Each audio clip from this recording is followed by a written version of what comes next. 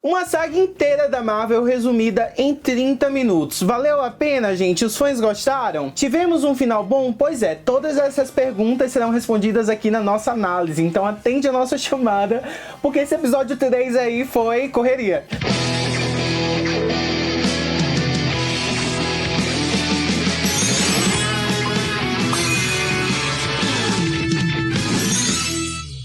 Fala Geeks, aqui quem fala é o Linus e olhem só, se tinha uma coisa que eu definitivamente não esperava era que fossem realmente adaptar a saga Inferno em apenas 30 minutos, em apenas um episódio aí da série animada. Eu jurava pra vocês de que todo esse enredo ele fosse se estender até pelo menos uns 3, 4 episódios para que explicassem tudo com mais cautela, explicassem um pouco da Madeline. Inclusive eu tinha feito um vídeo antes aqui explicando sobre a Rainha dos Doentes, sobre toda a saga Inferno, sobre como isso ocorreria, sobre o Senhor Sinistro, a influência dele em toda essa história, e era um vídeo bem longo, porque na minha cabeça eles demorariam um pouco até concluir toda essa saga. Inclusive eu tive que jogar esse vídeo fora porque já não serve de mais nada agora. Mas vamos lá, a gente já sabia que uma das Jeans Greys era uma clone, isso já era óbvio para todo mundo, assim como a gente também já desconfiava que a real clone fosse a grávida, até porque nas comics a mãe do Nathan era Madeline. Então a partir desse ponto já não havia surpresa nenhuma pra gente. No entanto, o que esperávamos era saber como seria a reação aí dos X-Men, ou como seria a reação da própria Madeline ao saber que era um clone. E tudo aconteceu de uma forma avassaladoramente rápida, isso porque o Beast testou lá os DNAs, viu quem era real, viu quem era o clone, e houve toda aquela intriga, né, da personagem, ela confiar no Scott, e ela, você é o meu parceiro, você tá aqui, eu tive o seu filho, você tem que confiar em mim, e ele não confiava. E a partir daí surgiu o gancho, né, pro Senhor Sinistro jogar a isca, a Madeline morder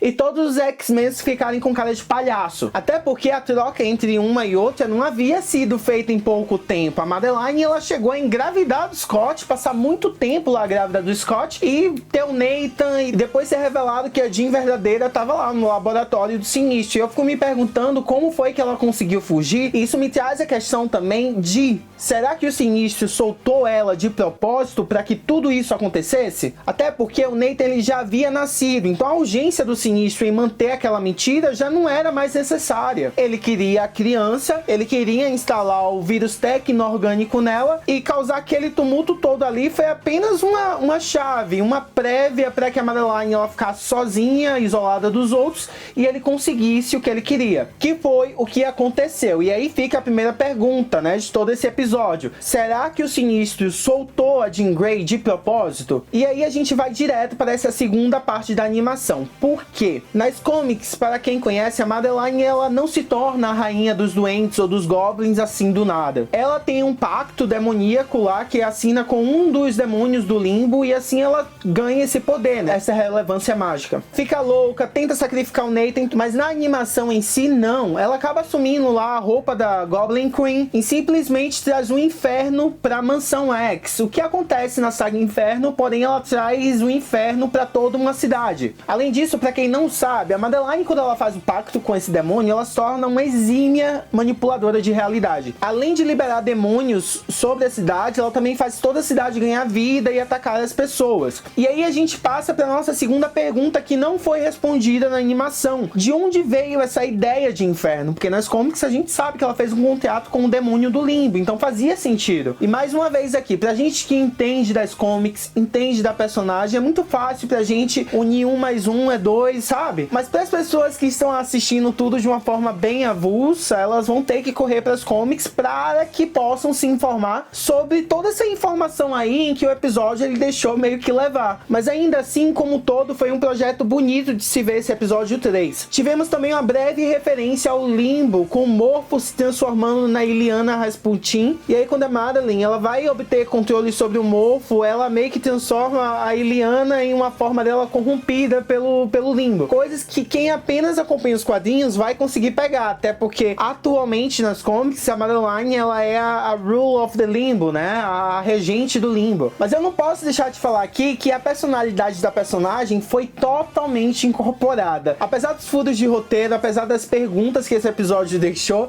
eles souberam incorporar a Madeline de uma forma perfeita. Sabe quando você lê um quadrinho e depois quando você assiste o personagem, você fala, cara, é isso daí aí mesmo. Essa é uma coisa que essa animação não está deixando faltar, né? Não está pecando. As batalhas também estão sendo um ponto fortíssimo em tudo isso. E eu não sei se vocês sabem, pra quem acompanha a animação em português, se você passar pro inglês, o Roberto, ele usa várias palavras em português, o que é engraçado e que eu imagino que deixa, assim, muita gente que tem o inglês como a língua nativa um pouco confuso. Mas a caracterização como um todo está sendo essencial. E é justamente falando em caracterização que a gente passa pra batalha entre Jean Grey e Madelyne Pryor. Algo que a gente também já esperava que fosse acontecer, porém me surpreendeu, eu não vou mentir pra vocês. Toda vez que um embate assim muito importante chega, eu acho que é porque eu tô um pouco acostumado com as comics e não é tanto assim nas comics agora. Mas toda vez que uma situação de combate chega pra Jean Grey, a primeira coisa que eu imagino é ela com um poder colossal esmagando o inimigo ou ameaçando o inimigo, enfim. Mas entre a batalha dela e da Madelyne, ela mostrou mercy, sabe? Tipo, mostrou misericórdia, mostrou empatia, algo que a gente tem que esperar da personagem, porque a Jean Grey é justamente isso, a Jean Grey é empatia. Foi uma batalha psíquica incrível, e a Madelyne, ela usou umas palavras assim, que você assistia, você ficava, realmente, faz sentido.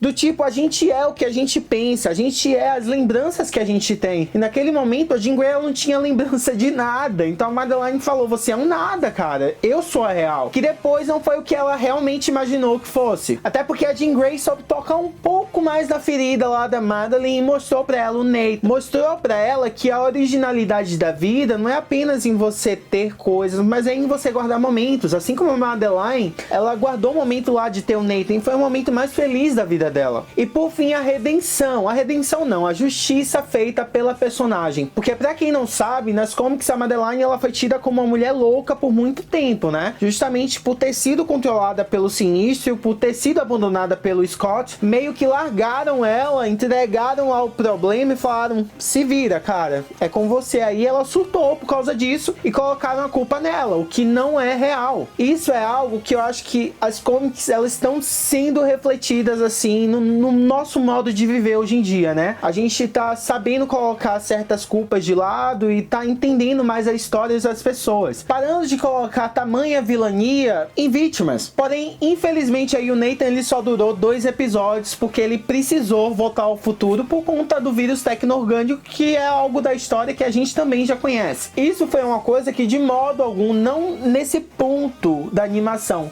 eu imaginei que fosse acontecer. Além disso, vale destacar aqui também a justiça feita pro Ciclope, né? Que bateu na tecla e falou, cara, eu não vou deixar o meu filho sozinho ir pro futuro. Ele vai ser criado sem um pai. Ele vai achar que o pai dele abandonou ele. O que é totalmente diferente dos quadrinhos, porque o Ciclope deixou o Nathan e a Madelyne sozinhos. Mas eu preciso falar aqui a vocês que todo esse episódio aí foi envolto de muita justiça, viu? Feita pelos 2 personagens. E no final aí tivemos a oficialização, a união aí da Jean Grey com a Madelyne, né? Inclusive a cena em que ela pega lá a mochila, coloca nas costas, é algo que o Ciclope ele faz nas comics quando ele vai embora dos X-Men para viver com a Madelyne, e eu tenho um breve sentimento de que ela logo vai voltar, viu? E eu espero que ela volte manipulando magia, fazendo tudo aquilo que ela faz nas comics, com aquele jeito bem trevoso dela que ela entregou em Dark X-Men, que recentemente foi lançado, e com certeza chegando aí de surpresa em algum momento em que o time ele precise de ajuda. Mas cara, a pergunta aqui no final foi, valeu a pena? O episódio ele rushou uma saga inteira, né? Resumiu tudo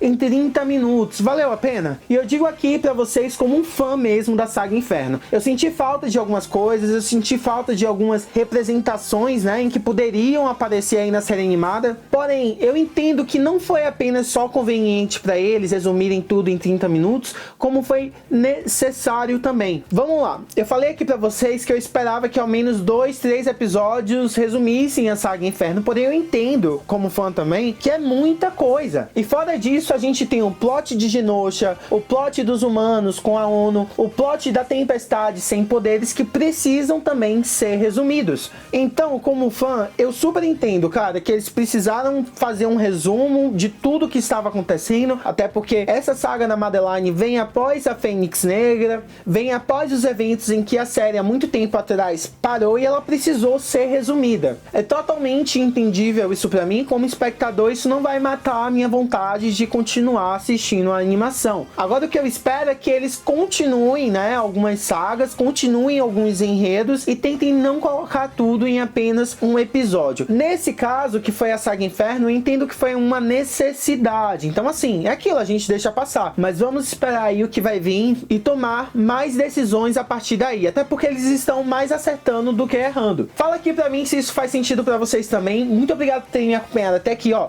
Não se esquece de curtir, comentar aqui, não se inscrever no nosso canal, porque vai ajudar a gente aí cada vez mais. Vai nos motivar a trazer mais conteúdo dos X-Men aqui pro nosso canal, tá bom? Valeu, falou, olha, próxima semana a gente tem outra análise e é isso. Tchau!